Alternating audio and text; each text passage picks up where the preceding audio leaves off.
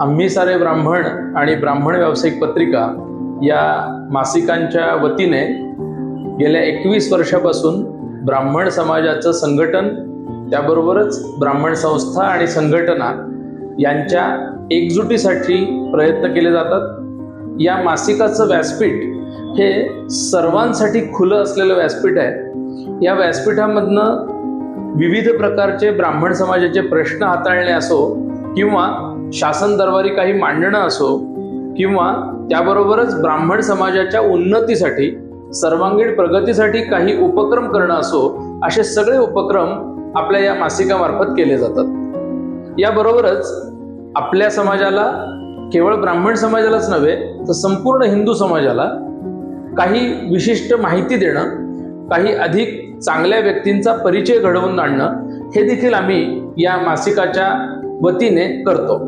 आज आपल्या या आम्ही सारे ब्राह्मणच्या व्यासपीठावर महाराष्ट्रातलं ज्या पंचांगाला विशेष असं अलौकिक महत्त्व आहे, सुमारे 111 वर्ष जे पंचांग अव्याहतपणे, अखंडपणे चालू आहे, ज्याची आता 4थी पिढी देखील काम करते, अशा दाते पंचांगाचे मोहनराव दाते आपल्या या व्यासपीठावर आम्ही सारे ब्राह्मणचे आलेत। मी त्यांचं मनापासून या ठिकाणी स्वागत करतो। मोहनराव, नमस्कार। नमस्कार। आजच्या या थोड्याशा गप्पांना आपण सुरुवात करू।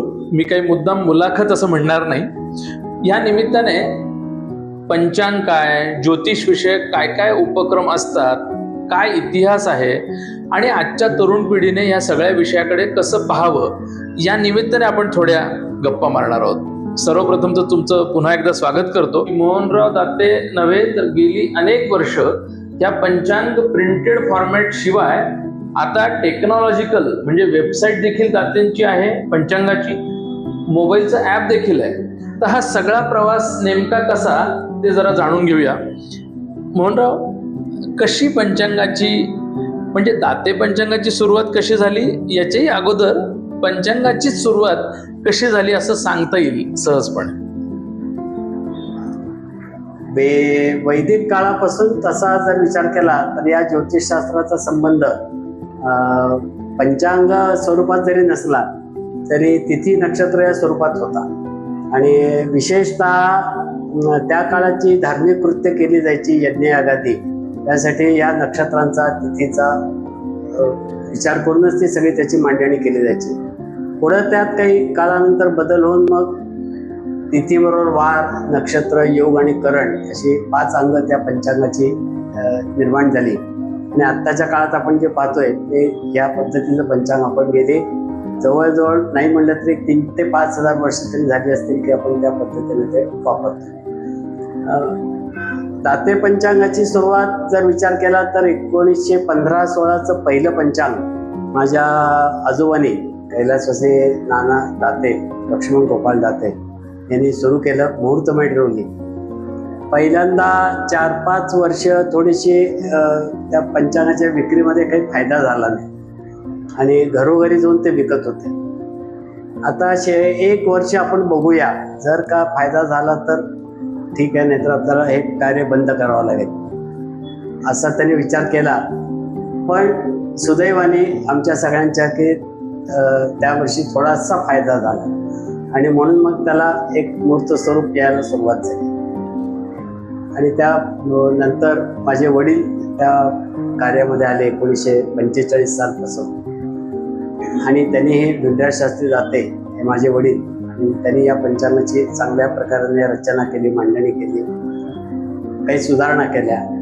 तसंच माझे काका सिंदरपंत दाते यांनी अनेक कोष्टकं याच्यामध्ये सुलभ बनवली की जेणेकरून ज्योतिषांना, पुरोहितांना त्या कोष्टकांचा वापर करून पंचांगाचा उपयोग नीट पद्धतीने करून घेता येईल। आणि 1977 सालपासून मी या पंचांगात आहे। आणि वडील माझे 1995ला स्वर्गवासी झाल्यानंतर इथपासून आत्तापर्यंत एक प्रामुख्याने माझी एक त्याला म्हणतात की जबाबदारी माझ्यावर आहे। आणि आता माझा भाऊ विनय दाते आणि माझा मुलगा ओंकार दाते आणि विनयचा मुलगा वेदांग दाते अशी 4थी पिढी सुद्धा या पंचांग कार्यामध्ये आता कार्यरत आहे। आणि त्यामुळे अव्याहतपणे का 111 वर्ष झाली तुम्ही म्हणताय, त्यामुळे ते आणखीनही पुढे दीर्घकाळ नाही यावतचंद देवा करो चालेल अशी या ठिकाणी एक विश्वास वाटतो. वा वा, नक्कीच. आणि आज महाराष्ट्रात तरी दाते पंचांग माहीत नाही असं मला असं वाटतं एकही माणूस सापडणार नाही. केवळ ब्राह्मण समाजच नव्हे पण सर्व हिंदू समाज हा कोणतंही कार्य करताना प्रामुख्याने गुरुजींना विचारतो, पंचांगाची मदत घेतो, शुभ मुहूर्त काढतो. यातला शुभ मुहूर्त आणि अशुभ मुहूर्त अशी पण पंचांगामधली नोंद असते. तर याबद्दल तुम्हाला नेमकं काय सांगावं असं वाटेल, की काय पाहावं, काय पाहू नये, किती त्याच्यावर विश्वास तर नक्की ठेवावा पण त्याच्यावर किती अवलंबून राहावं असं तुम्हाला मोकळेपणाने वाटतं? नाही, मुहूर्त म्हणजेच त्याला शुभ म्हटलेलं आहे. म्हणजे अशुभ मुहूर्त असत नाही. मुहूर्त म्हणजे शुभ. आपण कुठल्याही एखाद्या ठिकाणी गेला तेव्हा काही एखादं काम लांबणीवर पडत असेल तर काय अजून तुम्हाला मुहूर्त मिळाला नाही का, तुमचा मुहूर्त लांबला का, म्हणजे याचा अर्थ तो कालावधी, तो काळ जो तुम्हाला कार्य करण्याचा जो काळ आहे त्या काळाला आता आपल्याकडं दिवसाच्या भागात मोजायचं झालं तर दिवसा सूर्योदयापासून सूर्यास्तापर्यंत 15 मुहूर्त असतात. 15 मुहूर्तांचा कालावधी असतो. म्हणजे साधारणपणे 45 मिनिटाचा आपण ठरवू आपण असा एक मुहूर्ताचा कालावधी असतो की तो आमच्या धर्मशास्त्रीय नियमांसाठी निगडीत. त्याच्यानंतर आम्ही जेव्हा मुंजीचे, लग्नाचे, वास्तूचे मुहूर्त काढून देतो त्या सगळ्यांचा आधार म्हणजे मुहूर्त मार्तंड, मुहूर्त चिंतामणी, हे सगळे आमचे जे प्राचीन ग्रंथ आहेत त्यांच्या आधारे आपण ते मुहूर्त काढून देतो. आपल्या ऋषीमुनींनी या सगळ्यांचा अभ्यास करून असं एक ठरवलंय की हे नक्षत्र या कामासाठी चांगलं आहे, हे नक्षत्र या कामासाठी नको. म्हणजे जो लग्नाचा मुहूर्त आहे तो मुंजीला चालेल असं नाहीये, किंवा जो मुंजीचा मुहूर्त आहे तो वास्तुशांतीला चालेल असं नाहीये.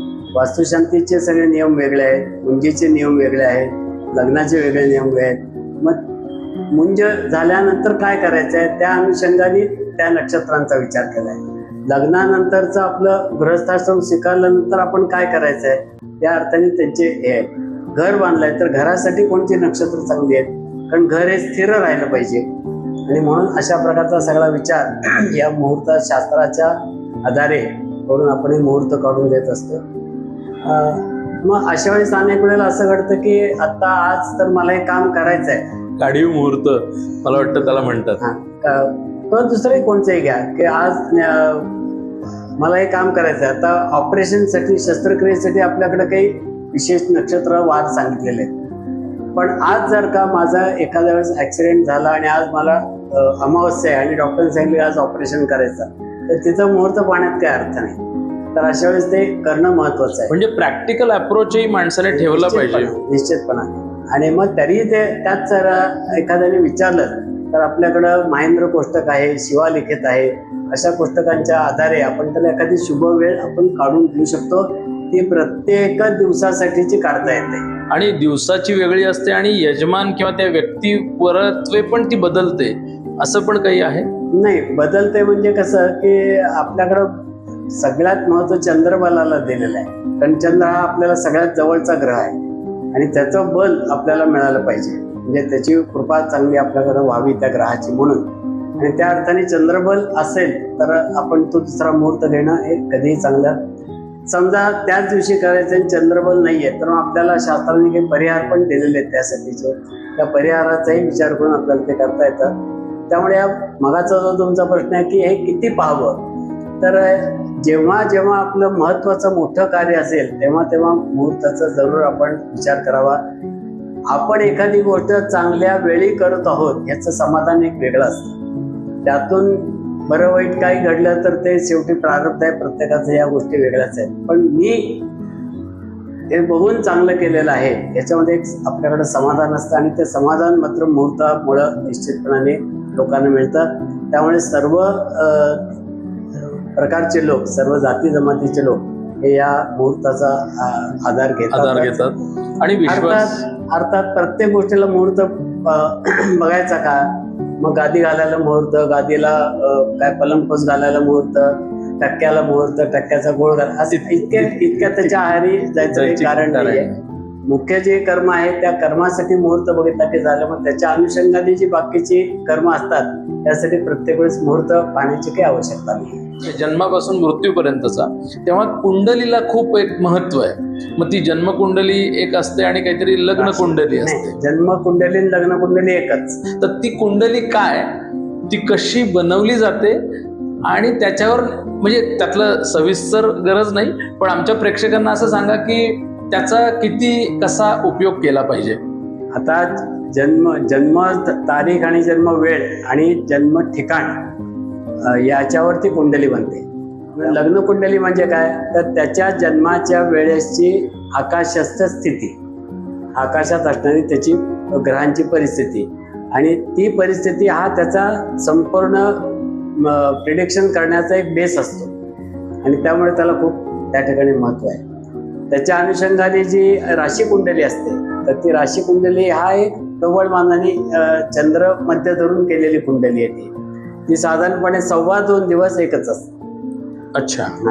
परंतु जन्म लग्न कुंडलीचं तसं नसतं, साधारणपणे दर 2 तासांनी ती कुंडली बदलत असते आणि त्यामुळे जन्मलग्न कुंडली हा ज्योतिषशास्त्राचा मुख्य बेस आहे आणि त्याच्या आधारेच हे सगळे मुहूर्त किंवा त्याच्या जन्म ते मृत्यू पर्यंतच्या सगळ्या प्रवासासाठी महत्वाचा बेस कोणता असेल तर जन्मलग्न कुंडली आणि त्याला खूप महत्व आहे. जन्म रास ही आणि त्या राशीवरूनच अनेकदा भविष्य पाहणं किंवा राशीवरून त्याचं ग्रहमान किंवा त्याच्याबद्दलची स्वभावाची ओळख ही काहीशी पटत असते किंवा दिसत असते. ह्याच्याबद्दल थोडंसं जरा आम्हाला सांगा. नाही, मगाशी मी म्हटलं की 2.25 दिवस, 2.25 दिवसामध्ये जेवढे म्हणून भारतामध्ये जन्माला येतील त्या सगळ्यांची रास एकच आहे. त्या 2.25 दिवसामध्ये असलेली एका राशीची आपण एक ॲव्हरेजली असं धरू की 12 कोटी माणसं आहेत एका त्या 2.25 दिवसामध्ये. पण प्रत्येकाच्या गोष्टी वेगवेगळ्या घडत असतात किंवा चंद्र राशी म्हणजे ती जी रास आहे त्या राशीवरून जे भविष्य सांगितलं जातं ते खूप ढोबळ आहे. म्हणजे उदाहरण जर द्यायचं झालं तर डोकं दुखतंय का, मग एखादी गोळी घे ना, नॅसिन ॲस्प्रो किंवा अशी, इतकं हा त्याच्यावरचा मुख्य हे नाही उपाय नसतो. डोकेदुखीसाठी त्याची प्रकृती कशी आहे हे पाहणं आणि ती प्रकृती म्हणजे लग्न कुंडली आणि ढोबळ मनाने जे सांगितले ते ती राशी भविष्यावर. स्वाभाविक आहे की जन्मापासून मृत्यूपर्यंत जेव्हा आपण म्हणतो तेव्हा मध्ये सगळ्या पुरुषांच्या आणि स्त्रियांच्या जीवनामध्ये लग्न नावाची एक महत्वाची घटना घडते की जी जीवनाला एका अर्थाने कलाटणी देते. दोन्ही जीव एकत्र येतात.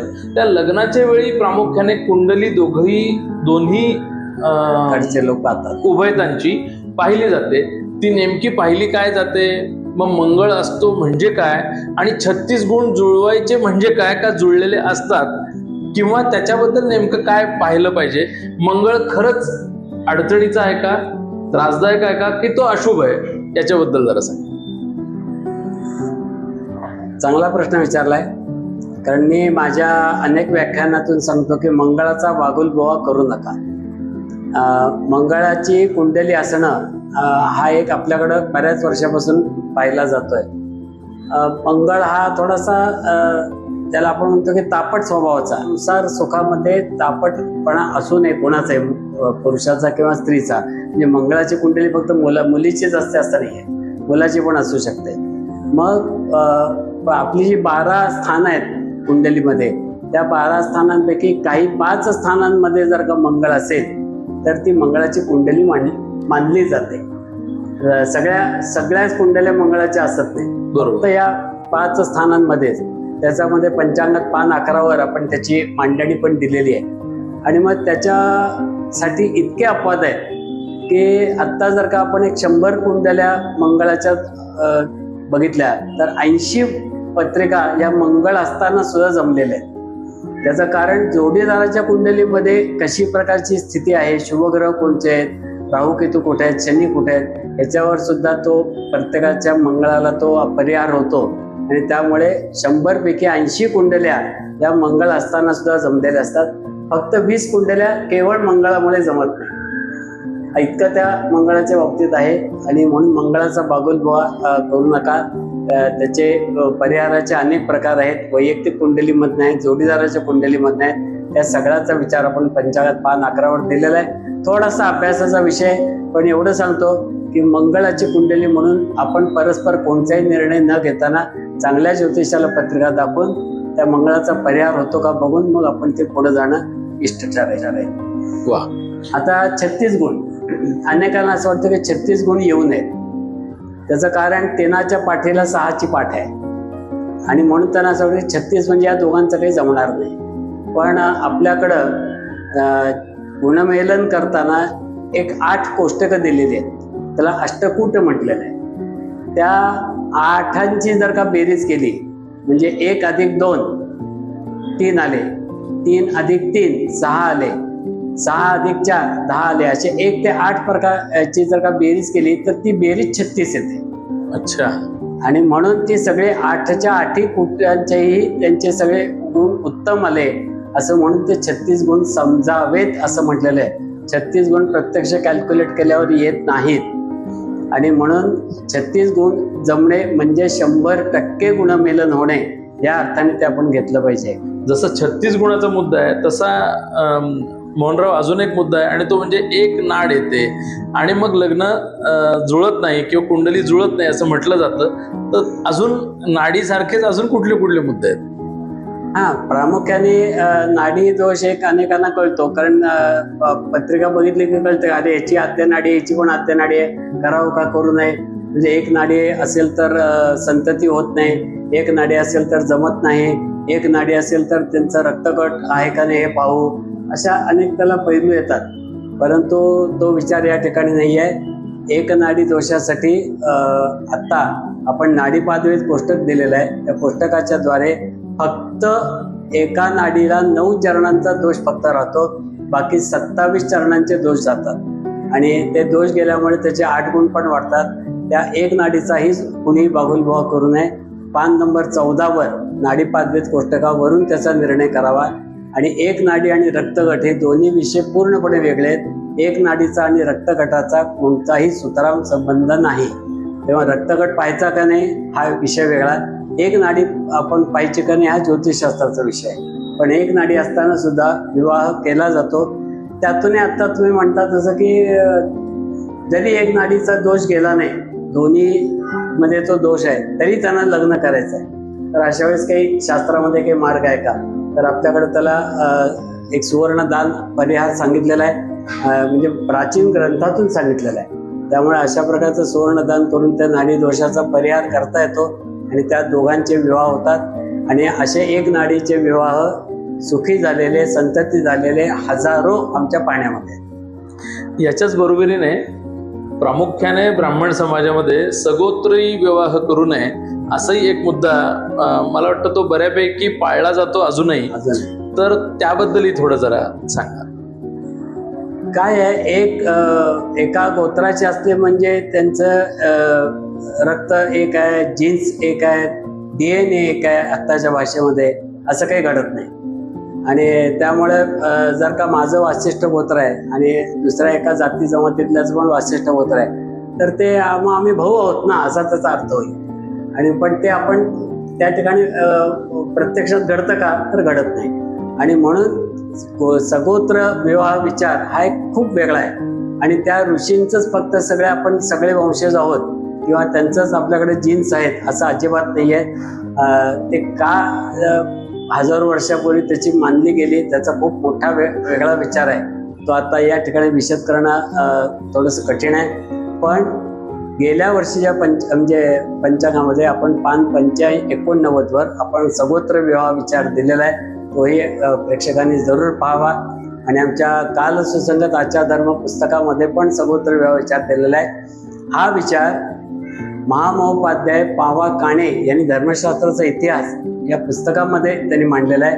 आणि भारतीय संस्कृती कोशामध्ये पंडित महादेव शास्त्री जोशी यांनी पण मांडलेलं आहे. म्हणजे अशा विद्वानांनी पण त्याच्याविषयी आपले मत व्यक्त केलेलं आहे.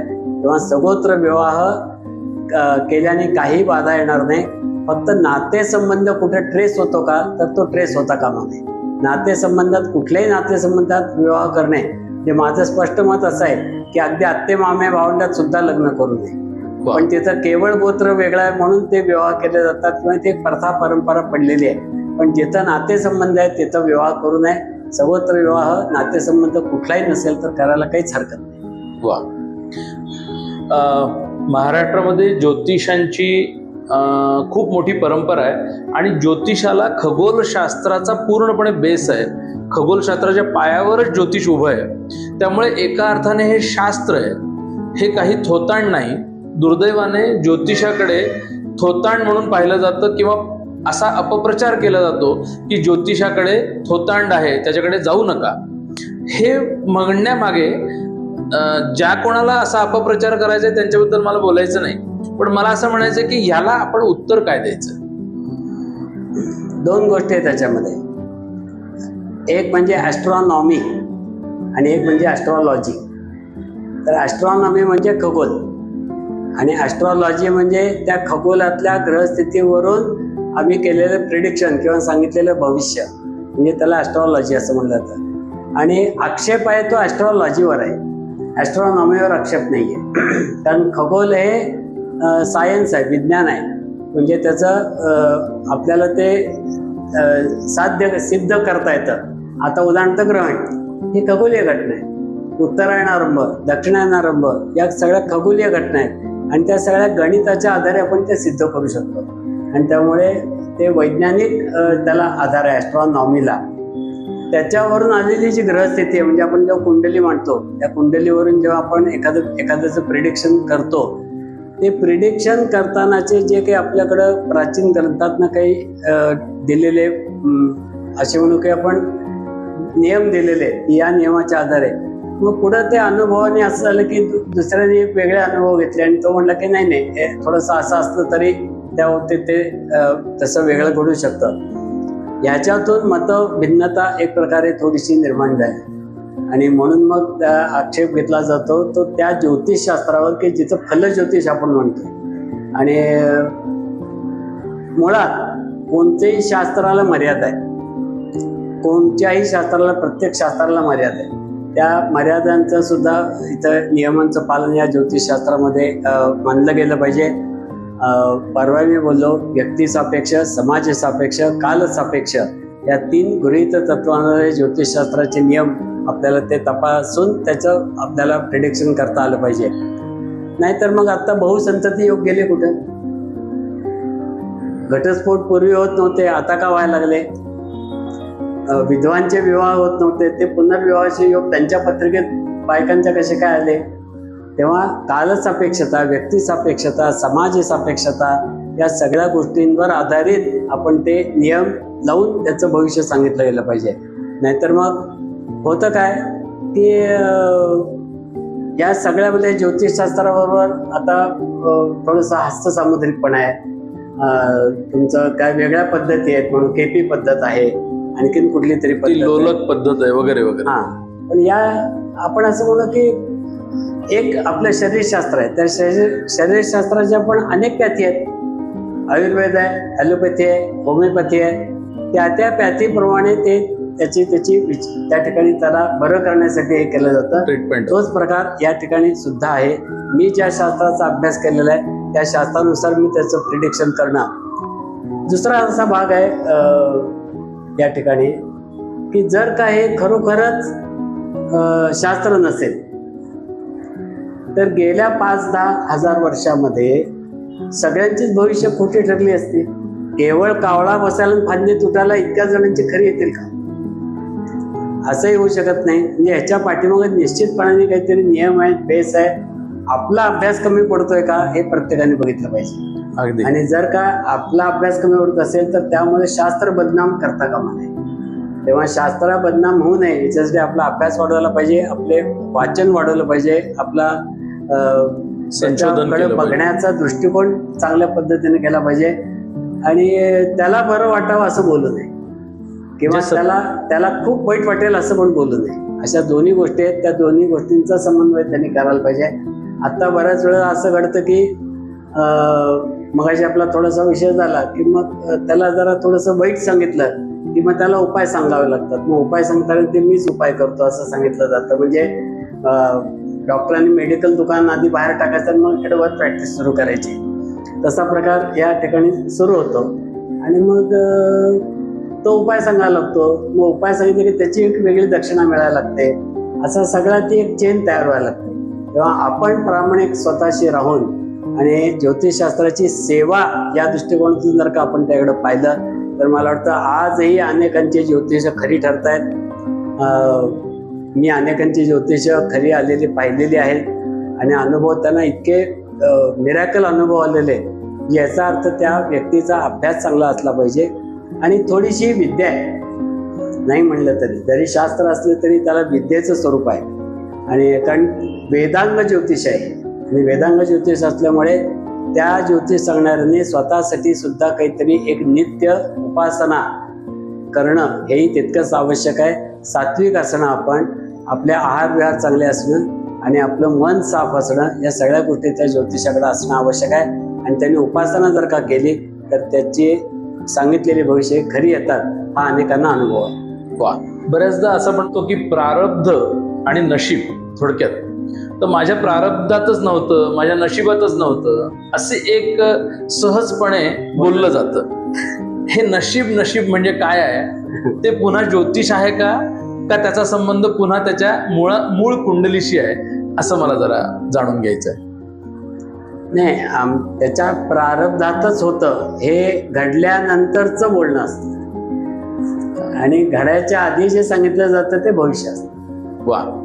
आणि ते भविष्य सांगितल्यावर जर का तसंच घडलं किंवा घडलं नाही तर माझ्या प्रारब्धात होतं आणि म्हणून तसं घडलं, याच्याशिवाय त्याला दुसरं हे नाही. कारण प्रारब्ध हे काय म्हणतात त्याला, भूत भविष्याच्या पुढचं आहे.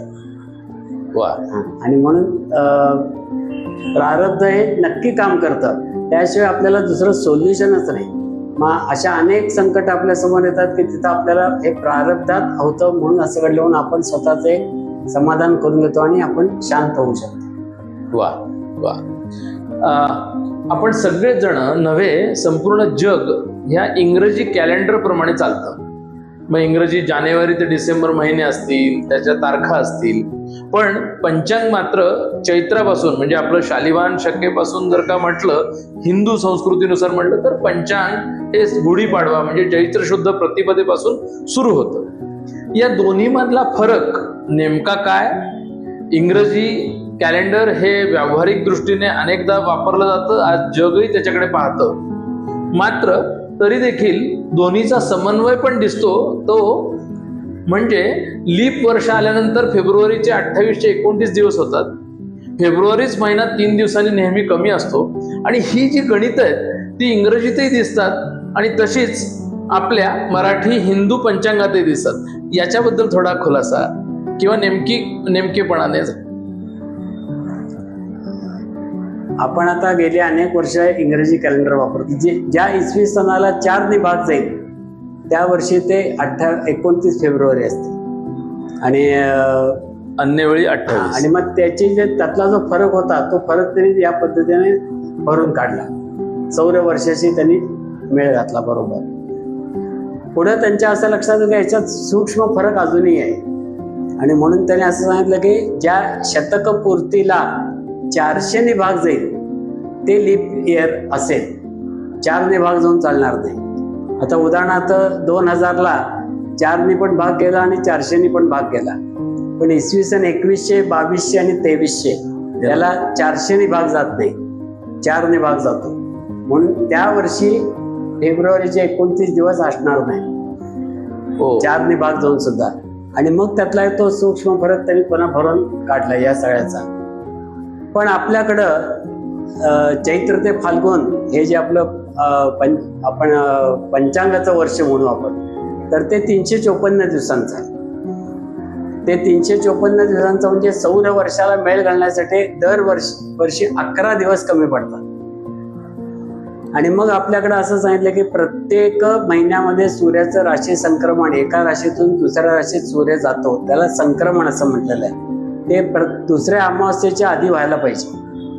आणि सूर्याची गती कमी जास्त होते, म्हणजे 57 पासून ते 61 पर्यंत साधारण त्याची गती असते. ती जेव्हा गती कमी असते त्याची त्यावेळेस कधीतरी असं होतं की तो अमावस्येच्या आत त्याचं सूर्यसंक्रमण होत नाही. म्हणजे एक आता वैशाख अमावस्याच्या आधी सूर्यसंक्रमण झालं, त्याच्यानंतरची जी अमावस्या येणार होती म्हणजे येणार आहे, तर त्यावेळेस त्याचं सूर्यसंक्रमण होत नाहीये. म्हणून आता हा अधिक ज्येष्ठ झाला.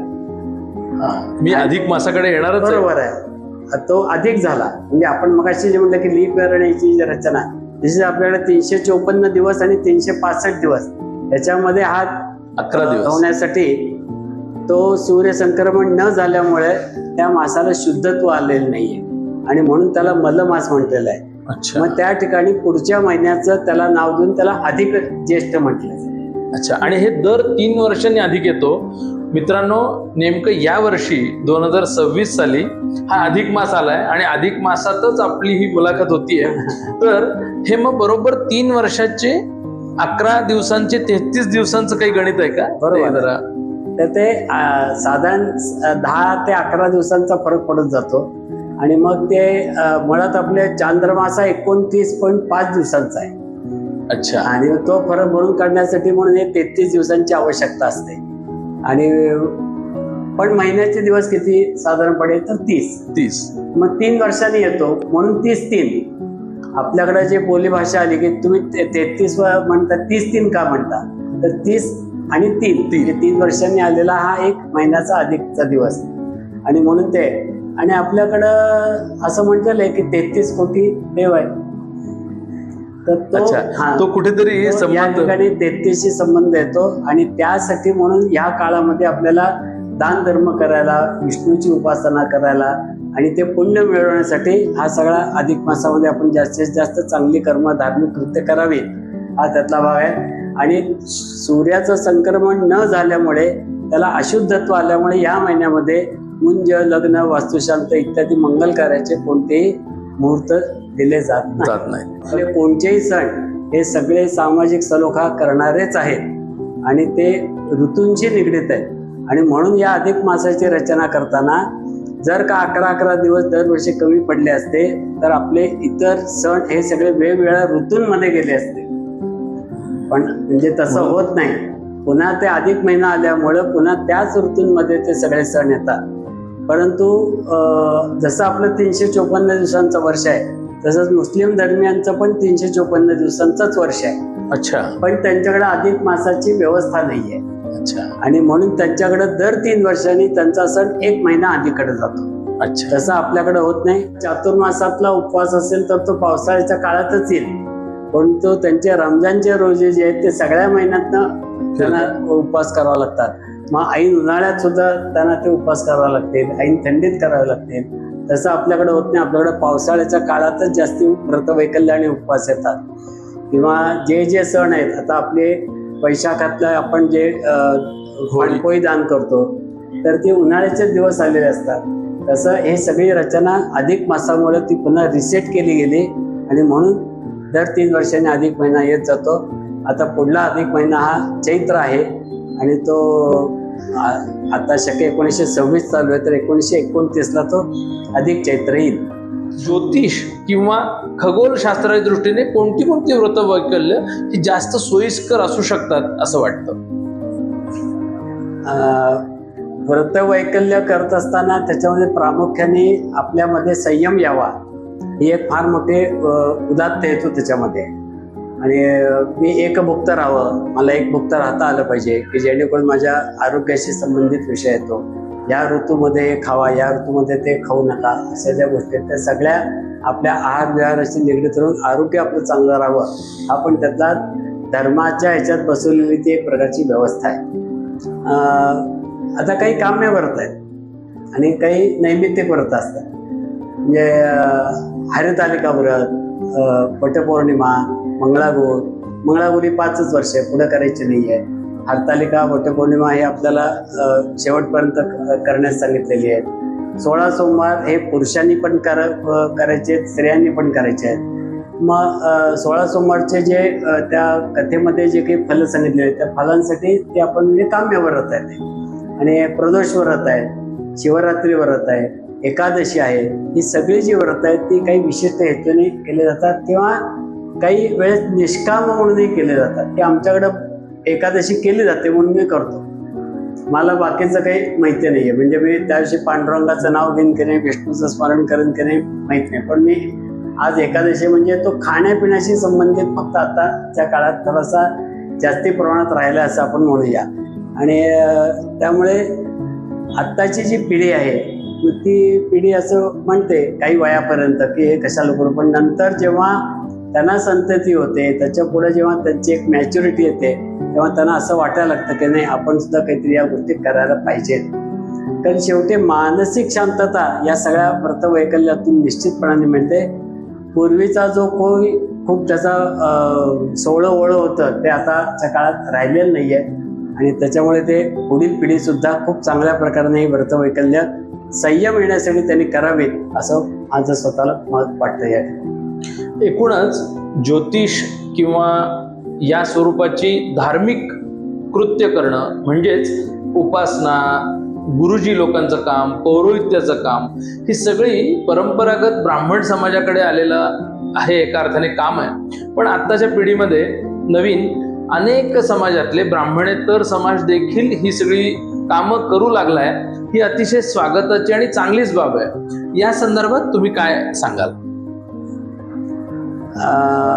मला वाटतं की आता या काही वर्षापूर्वी याची सुरुवातच मला वाटतं सोलापूरपासून झाली. कारण ज्या इतर जो समाज आहे मोची, पारधी वगैरे, त्या समाजाकडे आमचेच लोक हे ह्याच्यासाठी जात नव्हते कर्म करण्यासाठी. आणि मग तेव्हा ख्रिश्चन मिशनरी हे तिथं जाऊन त्यांच्याकडं करायला लागले.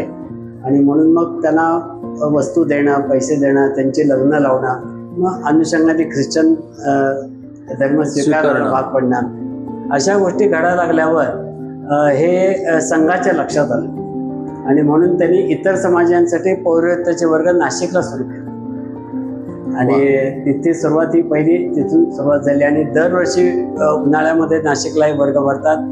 इतर समाजाचे सगळे लोक त्या ठिकाणी पूजापाठ शिकायला येतात आणि त्यांच्या समाजात जाऊन ते त्या ठिकाणी पौरोहित्य करतात. एक प्रकारे चांगली गोष्ट झालेली आहे. लोकसंख्या खूप वाढली आहे, कुटुंबे खूप वाढलेली आहेत, त्या मनाने पुरोहितांची संख्या एवढी वाढलेली नाही आहे. आणि त्या इतर समाजाची पण त्यामुळे व्यवस्था झाली. हा सगळा एक चांगला विचार या ठिकाणी आपण त्या निमित्ताने घ्यायला हरकत नाही. लिंगायत समाजामध्ये स्वामी लोक असतात, मराठा समाजामध्ये गुरु असतात, इतर सगळीकडे ब्राह्मण पुरोहित असतात. या सगळ्याचा विचार हा आपली सगळी धार्मिक कृत्य सांभाळली जावी, ती केली जावी आणि जेणेकरून कुटुंबामध्ये एक एकत्रीकरण राहावं, समाजामध्ये एकत्रीकरण राहावं, हा स्वागतार्हच आपण ते मानलं पाहिजे. अतिशय या विषयावर मनमोकळेपणाने मोहनरावांनी सांगितलंय. मी सर्वात शेवटचा एक मुद्दा विचारू इच्छेन की भारत देशाच्या पुरोगामित्वात वैदिकाचं एका अर्थाने खूप मोठं योगदान आहे. तर शेवटचा माझा मुद्दा एवढाच आहे की वैदिक अधिष्ठान आणि अत्याधुनिक तंत्रज्ञान या दोन्हीची सांगड आज कशी घातली जाते किंवा घातली जावी असं वाटतं? पूर्वीच्या काळी गुरुकुलामध्ये जाऊन वेदाध्ययन करत होते. आताचे या काही वर्षापर्यंत केलं जातं. मध्ये जेव्हा कोरोनाचं संकट आलं तेव्हा या टेक्नॉलॉजीचा फायदा घेऊन ऑनलाईन वेदपाठशाळा सुरू झाल्या. आणि त्यांचं अध्ययन सुरू राहिलं, नाहीतर मग अध्ययन कसं झालं असतं. आणि आता सुद्धा जे जाऊ शकत नाहीत गुरुकुलामध्ये, सातत्याने जाऊ शकत नाही, मग त्यांच्यासाठी काही कालावधीचे वैदिक शिक्षण करण्यात देणाऱ्या ऑनलाईन सुद्धा वर्ग सुरू झालेले आहेत. आणि निश्चितपणाने ही टेक्नॉलॉजी आणि वैदिक धर्माचं संरक्षण किंवा वेदविद्या आणखीन लोकांच्यापर्यंत जाणं हा नवीन टेक्नॉलॉजीचा फायदा निश्चितपणाने होतोय. आज अमेरिकेमध्ये वास्तुशांत लग्न तिथं लावताना ऑनलाईन पद्धतीने भारतातून पुरोहित त्यांच्याकडं व्हिडिओ कॅमेऱ्यावर ते लग्न लावली जातात. त्यांच्याकडे दिवस असताना आपल्याकडं रात्र असते. हे रात्री इथून मंत्र म्हणतात, ते त्यांच्याकडे दिवसा ऐकू जातात. आणि त्यांची सगळी कार्य त्या ठिकाणी, कारण त्यांची इथल्या गुरुजींवर श्रद्धा आहे. परंपरेने आमचे अमुक गुरुजी आहेत, आता आम्ही अमेरिकेत गेलोय पण आम्हाला हे करायचं तर आम्हाला एक अमुक हेच गुरुजी पाहिजे, तर ते गुरुजी त्यांना ऑनलाईनवर पूजा सांगतात, लग्न लावतात, वास्तुशांत करतात ऑनलाईनवर. आणि हा टेक्नॉलॉजीचा फायदा निश्चितपणे आपल्या सगळ्या वैदिक धर्मासाठी निश्चित उपयुक्त आहे. वा, मला असं वाटतं की हिंदू धर्मातल्या, हिंदू संस्कृतीतल्या ह्या सगळ्या छोट्या मोठ्या परंपरा, धार्मिक परंपरा, सामाजिक त्याला आशय आहे, त्याला आरोग्याचा आशय आहे, या सगळ्यांना गृहीत धरून ज्योतिष हे खगोलशास्त्रावर कसं अवलंबून आहे, या ज्योतिषाचा आपल्या नशिबाशी काय संबंध आहे, आपल्या कुंडलीचा आपल्या नशिबाशी काय संबंध आहे, याचं खूप छान आपण उलगडून दाखवलं. एक तर नक्की आहे की एका मुलाखतीतनं हे संपणारं नाहीये, ही खूप मोठी विद्या आहे आणि या विद्येचा काही अंश तरी मला असं वाटतं आज वाचकांसमोर मिळाला. या संदर्भात कोणतेही प्रश्न असले तरी या व्हिडिओच्या खाली आपण नक्की पाठवा, ते देखील आपण मोहनराव तात्यांकडनं सोडवून घेऊ आणि आपल्या ब्राह्मण व्यावसायिक पत्रिकेच्या मासिकातून ही मुलाखत देखील प्रसिद्ध होईल. आपण जरूर ती वाचावी, जरूर हा व्हिडिओ बघावा आणि जरूर आपल्या शंकांचं समाधान करावं असं मनापासून वाटतं. खूप खूप धन्यवाद. नमस्कार मोहनराव. मलाही आनंद झाला.